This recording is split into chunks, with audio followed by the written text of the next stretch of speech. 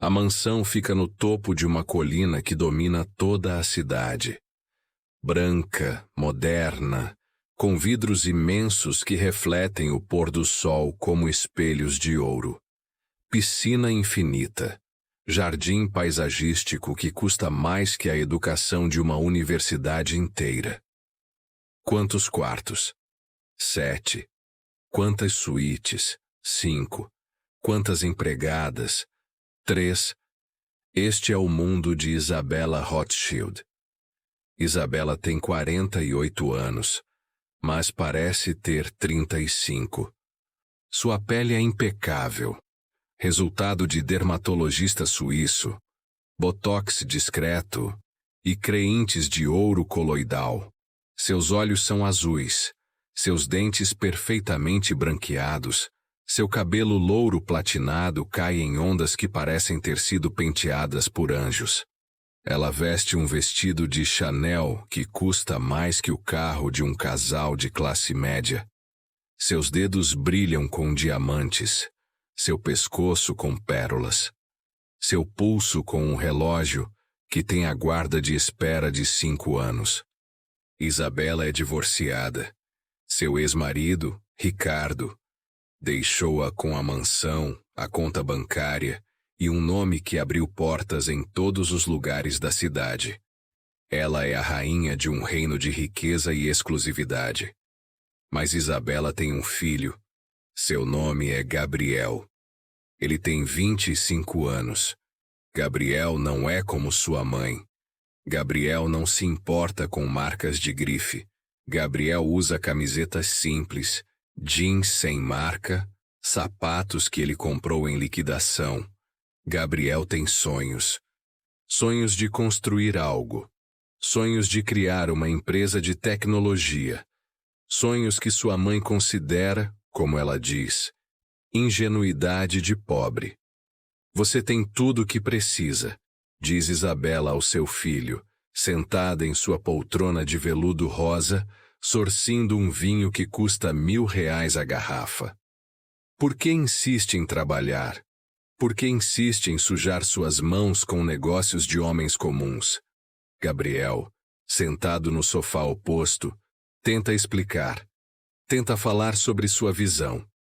Tenta falar sobre a startup que quer criar. Tenta falar sobre como quer fazer diferença no mundo. Mas Isabella o interrompe. Diferença? Meu querido, a única diferença que importa é a diferença entre os ricos e os pobres. Nós estamos do lado certo. Por que se preocupar com o lado errado? Gabriel permanece em silêncio.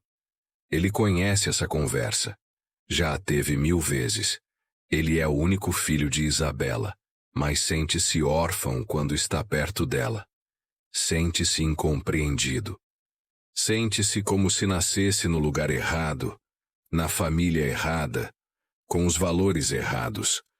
Ele deixa a mansão aquela noite. Vai para um apartamento alugado em um bairro humilde. Um apartamento de um quarto, com paredes finas, vizinhos barulhentos e uma cozinha tão pequena que mal cabe uma pessoa.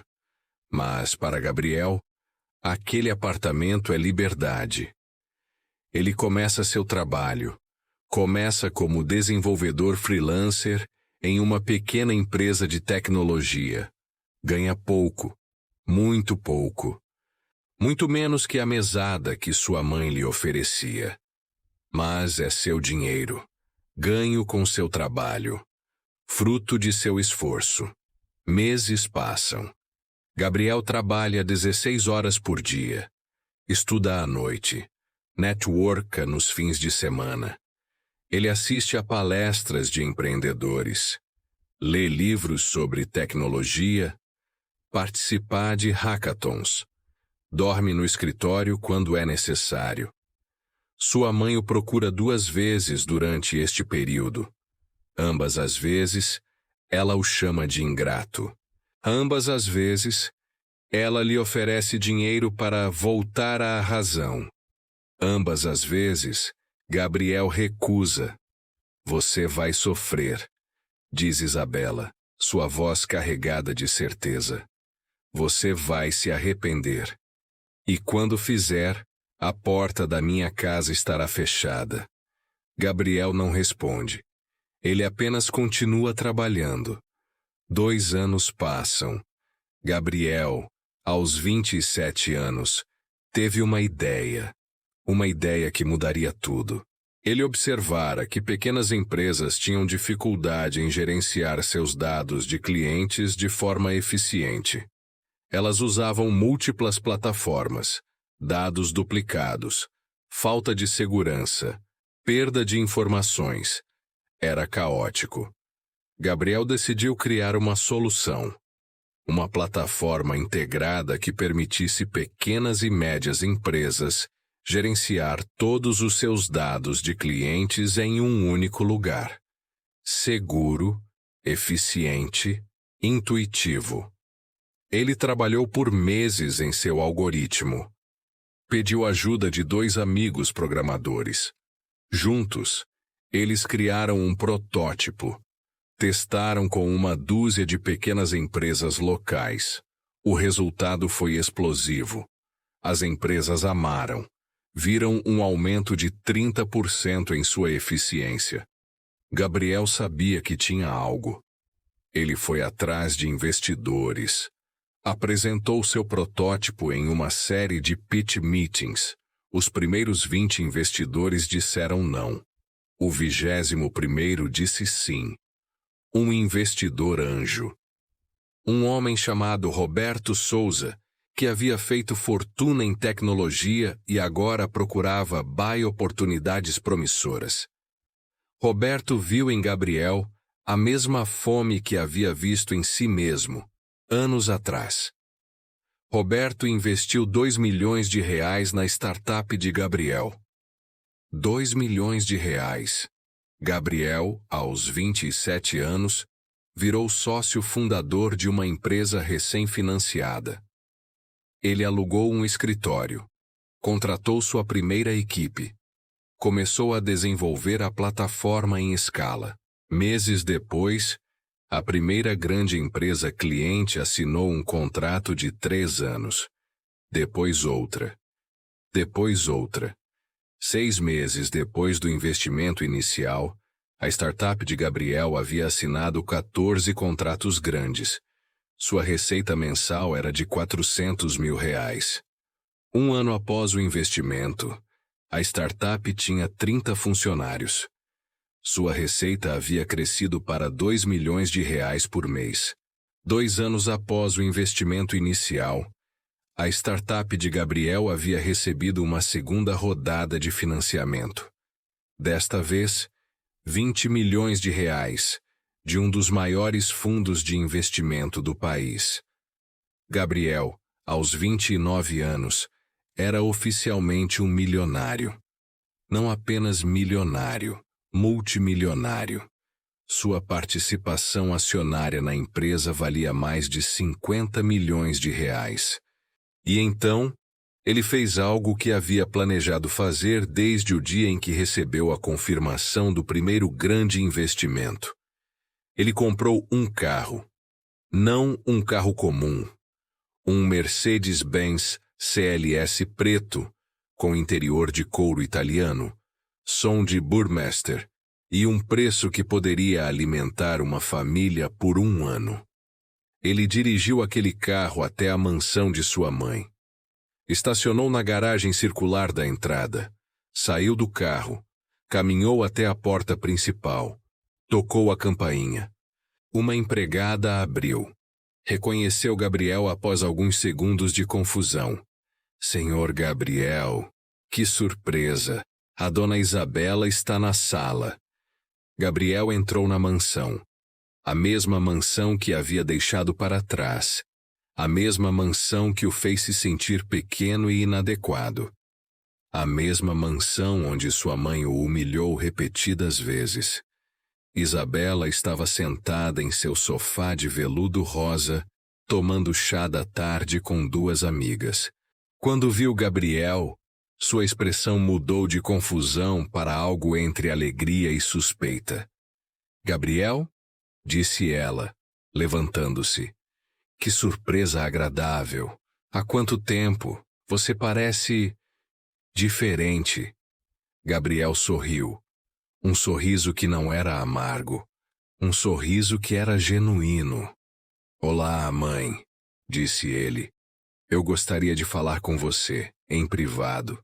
Isabela desculpou-se com suas amigas e levou Gabriel para seu escritório privado. Sentaram-se em poltronas de couro. Então, começou Isabela, seu tom ainda superior.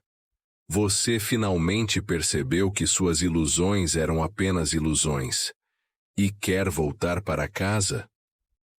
Gabriel respirou fundo. Ele havia ensaiado essa conversa 1000 vezes em sua cabeça. Não, mãe, respondeu Gabriel. Eu não vim voltar para casa. Eu vim porque você disse algo, anos atrás, que eu nunca esqueci. Você disse: quando você perceber que a vida é feita de dinheiro, você entenderá a realidade. Bem, eu entendi. Você estava certa. A vida é sobre dinheiro, mas você entendeu mal o que isso significa. Isabela levantou a sobrancelha. Explique-se. Você disse que a única diferença é entre ricos e pobres, que nós estávamos do lado certo. Mas você esqueceu de algo, mãe. A riqueza não é final. Riqueza de hoje é pobreza de amanhã. Riqueza herdada é a mais frágil de todas, porque vem sem a capacidade de a criar. Gabriel fez uma pausa, deixou suas palavras ressoarem. Eu deixei essa casa com nada, absolutamente nada. Meu conhecimento, minha determinação, minha vontade de trabalhar e construir algo. Não recebi, construí, com minhas mãos, com meu cérebro, com meu suor. Isabela permanecia imóvel, escutando. Alguns dias atrás, recebi um e-mail, continuou Gabriel. Um e-mail informando que minha participação acionária na minha empresa agora vale 120 milhões de reais. Mãe, eu tenho mais dinheiro que você. Eu que você chamou de ingrato. Eu que você disse que seria um fracasso. Eu que você expulsou de casa. O rosto de Isabela empalideceu. Não vim aqui para me vangloriar, continuou Gabriel. Vim aqui porque queria que você entendesse algo. Riqueza não é o que torna uma pessoa valiosa. Construção é. Criação é. Sacrifício é. Você me ensinou, sem saber, que riqueza herdada é frágil. Que riqueza real é aquela que você constrói com suas próprias mãos. Gabriel se levantou. Eu tenho uma vida agora, mãe. Uma vida que construí. Eu tenho uma empresa que emprega 100 pessoas. 100 pessoas cujas vidas são melhores porque eu existei. Você tem mansões. Você tem roupas de grife. Você tem um nome. Mas você não construiu nada. Você não criou nada. Você apenas herdou. Isabela tentou falar, mas Gabriel a interrompeu. Não, disse ele. Deixa eu terminar. Você me expulsou de casa porque eu não era o filho que você queria. Porque eu não se encaixava em seus padrões de sucesso. Porque eu ousava pensar diferente. Bem, mãe, aquele filho que você desprezou, aquele filho que você chamou de ingrato, aquele filho que você disse que sofreria, esse filho agora é mais bem-sucedido que você jamais foi. E o melhor é, eu consegui sem herdar nada de você. Consegui sozinho. Isabela permanecia imóvel, seus olhos fixos em Gabriel. Lágrimas começaram a escorrer pelo seu rosto, não de arrependimento, não de amor materno perdido, mas de raiva, raiva de ter sido errada, Raiva de ter um filho que provou que ela estava errada. Você vai se arrepender disso, disse Isabela, sua voz tremendo. Você vai perceber que dinheiro não compra felicidade, que dinheiro não compra uma família, que dinheiro não compra. Já comprou uma coisa, mãe, interrompeu Gabriel. Liberdade, liberdade de você. Liberdade de seus padrões impossíveis. Liberdade de seus valores vazios. E sim, pode parecer que estou sendo cruel. Mas você foi cruel comigo primeiro. Você me rejeitou. Você me humilhou. Você me disse que eu era um fracasso. Você fez isso porque eu era diferente de você. Porque eu queria mais que apenas herança e luxo. Gabriel caminhou até a janela. Olhou para a cidade lá embaixo. Toda aquela riqueza, toda aquela beleza. E ele não sentia nada por isso. Você conhece a diferença entre você e eu, mãe? Perguntou Gabriel, ainda olhando para a janela. Você tem tudo, mas é vazia. Eu tinha nada, mas estava cheio de propósito. Escolha qual vida é melhor. Gabriel virou-se, caminhou até a porta. Espera, disse Isabela, se levantando-se. Pelo menos, deixa eu explicar. Deixa eu. Não, respondeu Gabriel. Você teve anos para explicar. Você teve anos para se desculpar. Você teve anos para reconhecer que estava errada. Mas você não fez nada disso. Você apenas esperou que eu fracassasse. Esperou que voltasse rastejando. Esperou poder dizer, eu avisei. Bem, eu não vou fazer isso, mãe. Eu não sou mais aquele menino que você podia controlar com desaprovação. Gabriel saiu do escritório, desceu as escadas, saiu da mansão, dirigiu para longe naquele Mercedes-Benz preto. Isabela permaneceu sentada em seu escritório, cercada por seu luxo, completamente sozinha. As semanas seguintes foram devastadoras para Isabela. Ela tentou procurar Gabriel.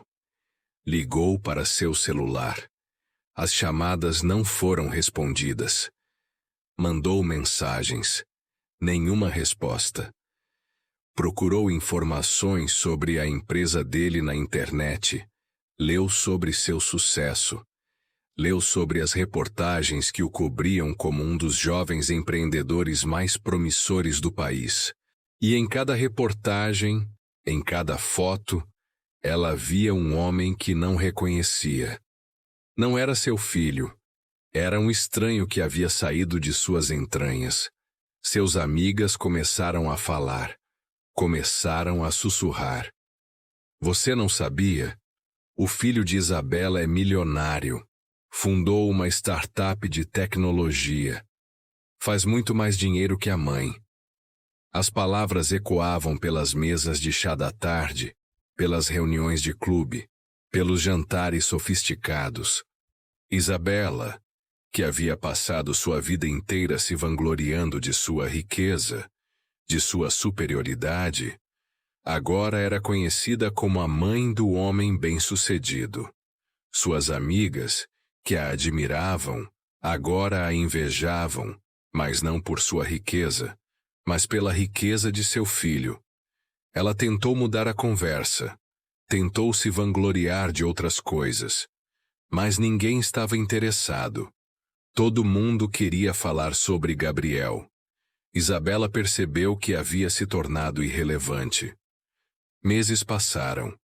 Gabriel não respondeu a nenhuma tentativa de contato. Ele simplesmente desapareceu da vida de sua mãe, tão completamente quanto ela havia tentado apagá-lo. E então, um dia, Isabela recebeu um envelope de papel caro, selado com cera dourada. Seu nome estava escrito nele com caligrafia elaborada. Ela abriu. Era um convite para um evento de lançamento. A empresa de Gabriel estava lançando oficialmente sua plataforma para o mercado nacional. Um evento em um hotel de 5 estrelas. Um evento que reuniria os maiores nomes da tecnologia, dos negócios e da indústria. E havia um nome na lista de convidados especiais: Isabella Rothschild. Isabella se vestiu como nunca havia se vestido antes. Usou seu melhor vestido de Dior, suas joias mais caras, fez seu cabelo em um salão exclusivo. Tentou parecer perfeita, tentou parecer como se não estivesse desesperada. Chegou ao evento. O salão era deslumbrante. Luzes modernas. Tecnologia de ponta projetada nas paredes. Centenas de pessoas em ternos caros e vestidos de grife. E no palco havia Gabriel. Ele estava diferente, mais confiante, mais seguro, mais poderoso. Ele usava um terno que você podia ver que custava mais que todos os seus vestidos combinados. Mas não era sobre o terno. Era sobre como ele o usava. Era sobre como ele se movia pelo palco como se possuísse o mundo. Gabriel começou seu discurso. "Há 3 anos", começou ele, sua voz ressoando pelo salão. "Eu tinha nada, nenhum dinheiro, nenhuma conexão, nenhum acesso aos círculos que estou agora. Tudo que eu tinha era uma ideia e determinação." Isabella assistia, seu coração acelerado. "Muitas pessoas me disseram para desistir", continuou Gabriel. "Muitas pessoas me disseram que eu não era bom o suficiente. Muitas pessoas me disseram que eu fracassaria. E sabe qual foi minha resposta? Eu determinei que eles estavam errados." Ele fez uma pausa, seus olhos varrerem pela plateia. "Hoje, estou aqui para mostrar que você não precisa de riqueza herdada para ter sucesso. Você não precisa de conexões familiares. Você não precisa de um nome que abra portas. Você precisa de uma ideia. Você precisa de determinação. E você precisa de disposição para fracassar." Gabriel continuou seu discurso, falando sobre sua jornada. Sobre seus primeiros dias no apartamento alugado. Sobre os empreendedores que o ajudaram. Sobre o investidor que acreditou nele. Sobre a equipe que construiu com ele. E não uma única vez, ele mencionou sua mãe. Quando terminou seu discurso, o salão explodiu em aplausos. Pessoas se levantaram. Executivos apertavam sua mão. Investidores pediam para conversar com ele. Gabriel circulou pela sala, conhecendo pessoas, construindo relacionamentos. Ele se moveu pelo salão com graça e confiança. Isabella o viu passar perto dela. Seus olhos se cruzaram por um breve segundo. Gabriel não sorriu. Não acenecou. Simplesmente reconheceu sua presença com um ligeiro aceno de cabeça. Como você faria para uma estranha em um evento? Depois, ele se afastou. Isabella permaneceu sozinha em um salão repleto de pessoas, cercada por luxo e sucesso, sentindo-se mais vazia do que nunca. Ela deixou o evento cedo. Dirigiu de volta para sua mansão. Sentou-se em sua poltrona de veludo rosa. Tomou seu vinho de R$1.000. E finalmente, depois de tudo, Isabella permitiu que uma emoção que havia sido represada por meses a inundasse. Arrependimento. Não o arrependimento de um pai que reconhece seus erros e busca redenção, mas o arrependimento amargo de alguém que percebe que perdeu completamente a oportunidade. Semanas depois, Isabella pediu a ajuda de um amigo comum, um dos investidores de Gabriel, para transmitir uma mensagem. A mensagem era simples: "Lamento. Por favor, deixa a gente conversar." Gabriel leu a mensagem e não respondeu. Mas pensou sobre isso. Pensou sobre sua mãe. Sobre como ela o havia tratado. Sobre como ela o havia rejeitado. Pensou sobre se deveria perdoar. E então, após semanas de consideração, ele tomou uma decisão. Ele iria encontrá-la. Mas não para reatar relacionamentos, mas para colocar um ponto final na história. Para fechar um capítulo que havia deixado em aberto. Gabriel dirigiu até a mansão de sua mãe. Estacionou seu carro na garagem. Subiu as escadas familiares. Tocou a campainha. Isabela abriu a porta. Seu rosto mudou quando viu seu filho, esperança e medo lutando em sua expressão. Gabriel, disse ela, eu não esperava. Eu pensei que... Não precisa dizer nada, respondeu Gabriel. Eu virei porque precisava te dizer algo. Algo importante. Eles se sentaram no mesmo escritório onde havia tido aquela conversa anos atrás. A conversa que havia mudado tudo. Você me pediu desculpas, começou Gabriel. E as desculpas são importantes.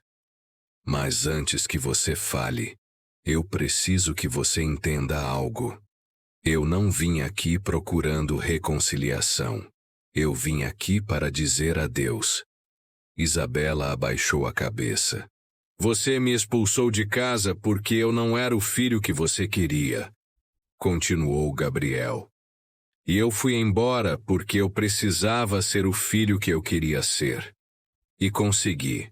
Eu consegui ser aquele filho. Eu consegui ser bem-sucedido.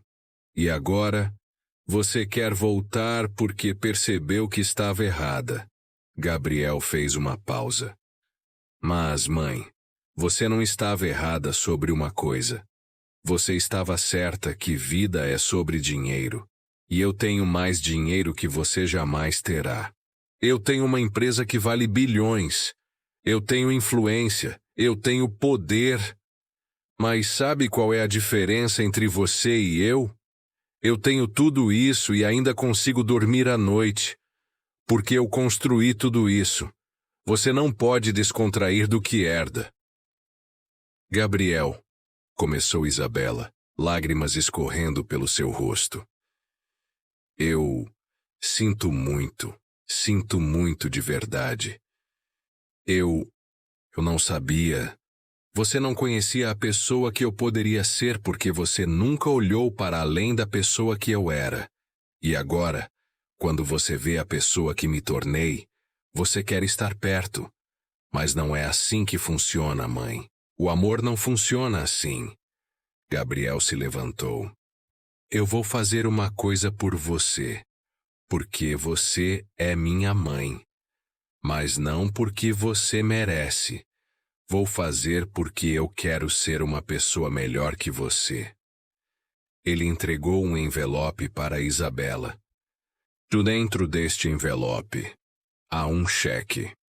20 milhões de reais. Dinheiro, riqueza. Tudo que você sempre valorizou. Você pode usar para viajar. Pode usar para comprar mais coisas. Pode usar para viver sua vida de luxo. Mas este é meu presente de despedida. Isabela abriu o envelope com mãos tremendo. Viu o número, 20 milhões, em um cheque de seu filho. Por quê? Perguntou ela, sua voz pequena. Porque, respondeu Gabriel. Esta é a última vez que vou pensar em você. Esta é a última vez que vou tentar reparar algo que você quebrou. Eu estou te dando este dinheiro para que você possa se lembrar, todos os dias de sua vida, que seu próprio filho teve que lhe dar dinheiro. Que seu próprio filho teve que lhe ajudar. Porque quando você o expulsou, você perdeu a oportunidade de ter um relacionamento genuíno. Você perdeu a oportunidade de ter um filho que te amasse. E você perdeu a oportunidade de estar perto da única coisa que realmente importa nesta vida. Alguém que te conhece, que se importa com você, não pelo seu dinheiro, mas por você mesma. Gabriel caminhou até a porta. Adeus, mãe, disse ele, e saiu. Saiu da mansão. Saiu da vida de sua mãe. Completamente. Isabela permaneceu sentada em seu escritório, o cheque em mão, olhando para o número que seu próprio filho havia escrito. 20 milhões de reais. Dinheiro que ela nunca poderia ganhar. Dinheiro que Gabriel havia criado do nada. E ela percebeu, finalmente, o que havia feito. Não apenas rejeitado seu filho, havia rejeitado a oportunidade de estar perto de alguém verdadeiramente grande. Os dias seguintes foram os piores da vida de Isabela. Ela tentou viver sua vida de luxo como antes, mas agora, cada coisa que olhava, cada vestido de grife, cada joia cara, cada móvel de designer, representava o fracasso. Representava que ela havia construído sua vida em fundações frágeis. Ela consultou amigos, procurou por Gabriel, tentou entregar o cheque de volta, tentou restaurar o relacionamento. Mas Gabriel havia colocado um fim, uma conclusão definitiva. Após alguns meses, Isabela recebeu uma notícia. Uma notícia que fez seu mundo entrar em colapso mais uma vez. A empresa de Gabriel havia recebido uma oferta de compra. Uma oferta de um dos maiores grupos de tecnologia do mundo. 2 bilhões de reais. 2 bilhões. Gabriel, que havia deixado a mansão com nada, agora era oficialmente um bilionário. A reportagem na revista de negócios dizia: Gabriel Rothschild, aos 31 anos, torna-se um dos bilionários mais jovens do país. Sua empresa de gestão de dados para PMS revolucionou o mercado e agora é vendida por 2 bilhões de reais. Havia uma foto de Gabriel no escritório de sua empresa. Ele se parecia com um homem que havia conquistado o mundo. Porque havia. Isabela leu a reportagem uma dúzia de vezes. Absorveu cada palavra. Seu filho era um bilionário. Seu filho, que ela havia chamado de ingrato. Seu filho, que ela havia expulsado de casa. Seu filho, que ela havia dito que fracassaria. Seu filho era um bilionário. Isabela manteve a reportagem, colocou em uma moldura, colocou na parede de seu quarto. Cada noite, antes de dormir, ela olhava para aquela foto, para aquele homem que havia criado, mas que não conhecia. Meses passaram. Isabela tentou reconstruir seu relacionamento com seu filho uma última vez. Enviou uma carta. Uma carta escrita à mão, relatando seus arrependimentos, seu remorso, seu desejo de estar perto dele novamente. A carta não recebeu resposta, mas weeks depois, Isabela recebeu uma correspondência de um escritório de advocacia. Era uma carta formal. Uma carta que informava que Gabriel havia estabelecido um trust fund em seu nome. Um trust fund com 50 milhões de reais. Os juros do trust fund, aproximadamente 2 milhões de reais por ano, seriam depositados em sua conta bancária, mensalmente. Mas havia uma condição. Uma única condição que estava escrita na carta legal. Este Trust Fund foi estabelecido com a compreensão de que você não tentará contato direto comigo. Você não tentará visitar. Você não tentará comunicação de qualquer tipo. Este é meu presente para você. Não porque você merece, mas porque você é minha mãe. Você receberá conforto financeiro pelo resto de sua vida. Você viverá como sempre viveu. Mas você viverá sem mim. Esta é nossa concordância final. Assinado. Gabriel Rothschild. Isabela leu a carta várias vezes. As lágrimas caíram sobre o papel. Gabriel havia encontrado uma forma de lhe dar dinheiro. Mais dinheiro do que ela jamais teria imaginado ganhar por conta própria, enquanto, simultaneamente, fechava a porta para sempre. Não era crueldade, era justiça. Isabela havia rejeitado seu filho quando ele era pobre e tinha sonhos. Agora que ele era rico e bem-sucedido, ela queria recuperá-lo. Mas Gabriel entendia que o amor materno de Isabela havia evaporado no momento em que ela o havia expulsado. O que restava agora era apenas obrigação financeira. E Gabriel estava oferecendo exatamente isso. Obrigação, não amor. Os anos passaram. Isabela viveu em sua mansão, sustentada pelos juros do trust fund de seu filho. Ela continuou frequentando reuniões de clube. Continuou se vangloriar de suas posses. Continuou vivendo a vida que sempre havia vivido. Mas agora, havia um peso sobre tudo. A compreensão constante de que todo o conforto que ela desfrutava era de seu filho, que ele havia comprado seu silêncio com dinheiro. E ocasionalmente, quando Isabela via seu filho nas notícias, e o via frequentemente, porque Gabriel continuava sendo notícia, ela sentia um aperto no peito, uma sensação de perda que o dinheiro não podia preencher. Ela o viu em uma cobertura de revista. Ele havia sido eleito um dos empresários mais influentes do país. Ela o viu em um documentário sobre startups que mudaram o mercado. Ela o viu em uma entrevista onde ele falava sobre a importância de perseguir seus sonhos, apesar da rejeição familiar.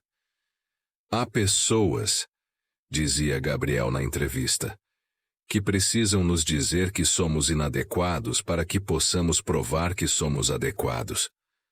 Há pessoas que nos rejeitam para que possamos aprender a nos aceitar. E há pessoas que nos ferem para que possamos aprender a ser fortes. Eu agradeço a todos os que me disseram que não era bom o suficiente, porque sem eles, eu nunca teria me tornado tão bom quanto sou. Isabela assistiu àquela entrevista e finalmente entendeu. Seu filho não a odiava. Se ele a odiasse, seria mais fácil. Ele simplesmente a havia transcendido. Ele havia se tornado algo muito maior que ela. E essa era a verdadeira punição. Não a rejeição, mas a indiferença. Gabriel continuou sua vida. Saiu da empresa quando ficou bilionário. Fundou uma fundação para a educação empreendedora. Ajudou centenas de jovens a perseguir seus sonhos. Tornou-se um mentor, um guia, um exemplo. Ele conheceu uma mulher chamada Sofia, que era educadora. Eles se casaram em uma cerimônia simples, sem a pompa e circunstância que Isabela teria desejado para seu filho. Sofia e Gabriel tiveram 2 filhos. 2 filhos que cresceram sabendo que seu pai havia começado do nada. 2 filhos que compreendiam o valor do trabalho árduo. 2 filhos que nunca receberam uma mesada injustificada. Isabela viu tudo isso de longe. Viu seu filho construir uma família. Viu seus netos nascer. Viu a vida que poderia ter tido ao seu lado simplesmente passar por ela como um trem no qual ela não conseguiu embarcar. Aos 65 anos, Isabela começou a envelhecer. Seu cabelo, que havia passado a vida inteira tingindo, começou a cair. Sua pele, que havia investido fortunas em cuidados, começou a enrugar de forma que nenhum dermatologista poderia parar. Ela estava sozinha na mansão, completamente sozinha. Os criados haviam envelhecido ou partido. Suas amigas, aquelas que a cercavam quando ela era a rainha do seu círculo social, desapareceram quando seus maridos as deixaram, quando seus filhos as rejeitaram, quando a idade as alcançou. Isabela havia construído sua vida em fundações que não podiam sustentar o peso do tempo. Ela recebia seu dinheiro do Trust Fund, 2 milhões por mês. Dinheiro infinito, riqueza infinita. Mas não havia ninguém para compartilhá-lo. Não havia ninguém para aplaudir suas compras. Não havia ninguém que se importasse. Uma noite, aos 72 anos, Isabela teve um infarto leve. Não foi fatal, mas foi avisos. Avisos de que seu tempo estava se esgotando. Quando saiu do hospital, Isabela fez algo que não havia feito em mais de uma década. Ela escreveu uma carta para seu filho. Uma carta pessoal, escrita à mão. Gabriel, começava a carta. Eu não tenho direito de esperar uma resposta, mas preciso escrever isto antes que seja muito tarde. A carta relatava seus arrependimentos, seus remorsos, sua compreensão, finalmente, dos erros que havia cometido. Ela falava sobre como havia entendido que havia rejeitado não apenas um filho, mas a oportunidade de ser parte de algo grande. Você se tornou um homem extraordinário, escrevia ela. Apesar de mim. Talvez você se tornou um homem extraordinário porque eu fui fraca. Porque eu fui a razão errada para você se provar certo. A carta terminava com um pedido simples. Eu gostaria de ver você uma última vez, antes que seja muito tarde. Não para reconciliação, mas para você saber que eu vi, que eu reconheci, que eu entendi. Isabela colocou a carta em um envelope selado e a mandou para Gabriel. Durante semanas, não houve resposta. E então, um dia, Gabriel apareceu na mansão. Não porque havia respondido à carta, mas porque seus advogados o informaram que sua mãe havia tido um infarto, porque, apesar de tudo, ele era seu filho, e uma criança nunca esquece completamente de quem lhe deu a luz. Ele encontrou Isabela no jardim da mansão. Ela estava sentada em uma poltrona de vime, observando o pôr do sol. Seu corpo havia encolhido. Seu rosto havia se tornado frágil. Ela parecia muito mais vítima de seus próprios erros do que qualquer pessoa poderia ser. Gabriel, disse ela quando o viu, sua voz fraca. Você veio. Sim, respondeu Gabriel, sentando-se em uma cadeira próxima. Eu vim. Eles permaneceram em silêncio por um longo tempo, observando o pôr do sol juntos. Mãe e filho, finalmente no mesmo lugar, mas ainda separados por anos de ressentimento e incompreensão. Você se tornou tudo o que eu deveria ter apoiado, disse Isabela finalmente. E em vez disso, eu te rejeitei. Sim, respondeu Gabriel, sua voz sem amargura. Você fez. Você me perdoou? Perguntou Isabela. Gabriel pensou sobre a pergunta. Pensou sobre os anos de separação. Pensou sobre como havia construído sua vida apesar de sua mãe, não com seu apoio. Pensou sobre como seus filhos nunca conheceriam sua avó. Não, respondeu Gabriel honestamente. Eu não perdoei, mas parei de estar com raiva. Isabela aceitou essa resposta. Era tudo que poderia esperar. Há algo que eu sempre quis te dizer, continuou Gabriel. Você estava certa sobre uma coisa. Você disse que vida é sobre dinheiro. E você estava absolutamente correta. A vida é sobre dinheiro, mas não pelo motivo que você pensava. O que você quer dizer? Perguntou Isabela. A vida é sobre dinheiro, explicou Gabriel. Porque dinheiro é a métrica pela qual o mundo mede sucesso. E quando você finalmente consegue o dinheiro, quando você finalmente tem mais do que pode gastar, você percebe que você sempre esteve procurando pela coisa errada. Você percebe que o que realmente importa não é dinheiro. É o que você constrói. É quem você torna as pessoas. É o legado que você deixa. Gabriel fez uma pausa. Eu tenho bilhões de reais, mãe. Bilhões. E o que me faz feliz? Não as coisas que compro, mas os funcionários que emprego, mas os jovens que mentorei que se tornaram bem-sucedidos, mas meus filhos, que crescem aprendendo que trabalho árduo é mais importante que herança. Isabela permanecia escutando. Você me deu uma lição valiosa, continuou Gabriel. Você me mostrou que riqueza herdada é vazia. E porque você me mostrou isso, eu estava determinado a criar riqueza que significava algo. Riqueza que eu construí. Riqueza que vem com propósito. Isabela começou a chorar. Lágrimas silenciosas descendo pelo seu rosto enrugado. Você deveria ter acreditado em mim, disse Gabriel, sua voz morna. Você deveria ter apoiado seus filhos, não rejeitado ele porque ele era diferente. Se você tivesse feito isso, você estaria aqui agora, cercada pela família. Você estaria conhecendo seus netos. Você estaria vendo seu legado continuar através deles.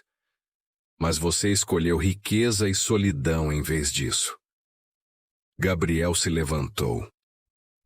Eu vou cuidar de suas despesas médicas, disse ele. Você viverá confortavelmente. Mas eu ainda não posso estar aqui. Eu ainda não posso ser o filho que você quer, agora que percebeu que fez um erro. Porque o dano foi feito. E você não pode reconstruir um relacionamento com dinheiro. Você pode apenas reconstruir com tempo e presença. E você escolheu estar ausente do meu tempo. Gabriel caminhou até a porta. Adeus, mãe, disse ele. E saiu. Saiu da mansão uma última vez. Isabela permaneceu sozinha no jardim, observando o pôr do sol desaparecer no horizonte.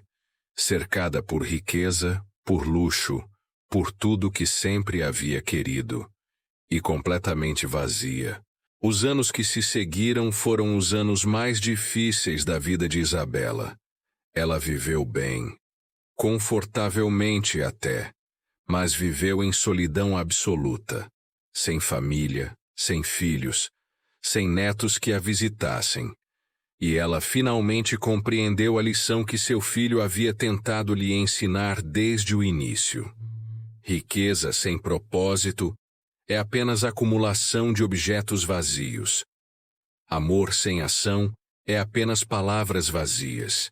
E uma vida construída apenas em dinheiro e aparência é uma vida que desmorona quando o dinheiro sai de moda e a aparência desaparece. A história de Gabriel e Isabela não é uma história de reconciliação. É uma história de consequências. É uma história sobre como uma mãe teve a oportunidade de acreditar em seu filho e a desperdiçou.